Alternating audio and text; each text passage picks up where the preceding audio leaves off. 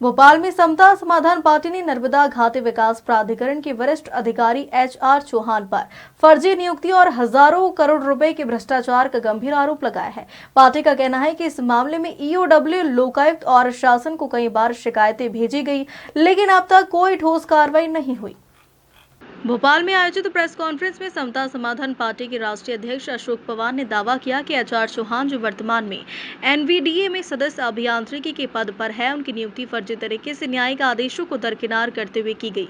उन्होंने बताया कि चौहान को बिना मेरिट लिस्ट, बिना गोपनीय प्रतिवेदन और न्यायालयीय निर्देशों की अनदेखी करते हुए पहले मुख्य अभियंता नहर सनावद, फिर सदस्य अभियांत्रिकी और बाद में सदस्य वित्त पर पद पर स्थापित पदस्थ कर दिया।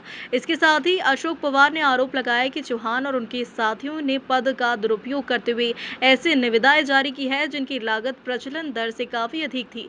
विशेष रूप से ब्लैक लिस्टेड कंपनी मेंटोना को अनुचित रूप से काम दिए गए। साथ ही एक ही ग्रुप के 5 से 7 ठेकेदारों को उपकृत किया गया।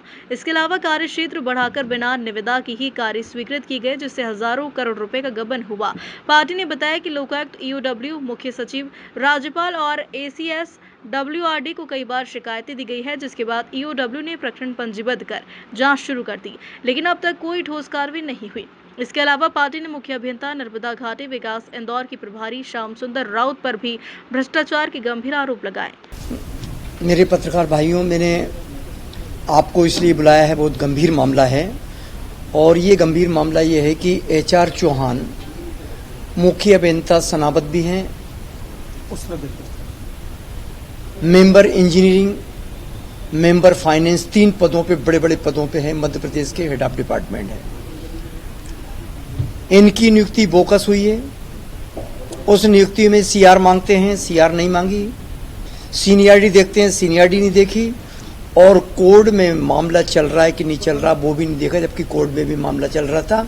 तो पूरी बोकस तरीके से नियुक्ति हुई। इनने अपनी नियुक्ति प्राप्त करने के बाद फिर निविदाएं निकाली, काम शुरू किया और निविदाएं निकाली, हजारों करोड़ की निविदाएं निकाली।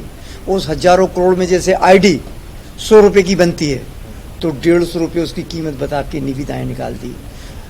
तमाम लोगों ने निविदाएं की, लेकिन एक मेंटोना ब्लैक लिस्टेड कंपनी है हैदराबाद की, वो ब्लैक लिस्टेड भी है। मध्य प्रदेश सरकार ने ब्लैक लिस्टेड कर दी, इसको कोई काम नहीं दिया है। उसको काम भी दिया और उसके ग्रुप को 10-12 लोगों को उपकृत किया गया। पूरा ठेका उनको दे दिया गया एनवीडी ने। और इसी प्रकार के कृत इनने 2 पूरी निविदाओं में किए हैं।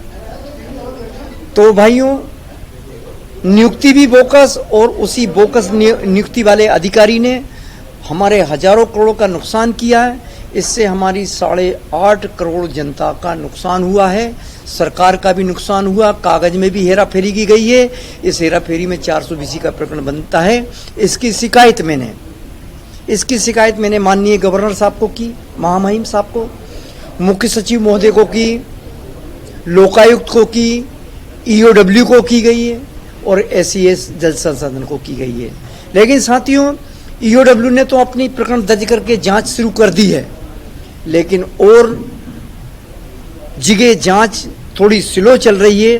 तो जांच त्वरित हो जाए और इनके ऊपर जो कार्रवाई करना है वो भी तत्काल हो जाए। दूसरा मामला है कि श्याम सुंदर राउत, मुख्य अभियंता इंदौर नर्मदा विकास प्राधिकरण के, कोर्ट ने स्पष्ट आदेश दिया कि इनकी जांच की जाए और इनके ऊपर कार्रवाई की जाए सरकार को। तो एचआर चौहान ने वो शिकायत कोर्ट की दबा के, हाई कोर्ट की दबा के आज 1.5 साल हो गए हैं। तो दोनों अधिकारी, एचआर चौहान और श्याम सुंदर राउत, ये दोनों 420 के मामले में आते हैं। इनके ऊपर 420 का प्रकरण दर्ज होना चाहिए। मैं सरकार से मांग करता हूं, समता समाधान पार्टी मांग करती है कि इन कार्रवाइयों को तत्काल किया जाए, नहीं तो पार्टी आंदोलन करेगी। भोपाल से उमेश यादव की रिपोर्ट।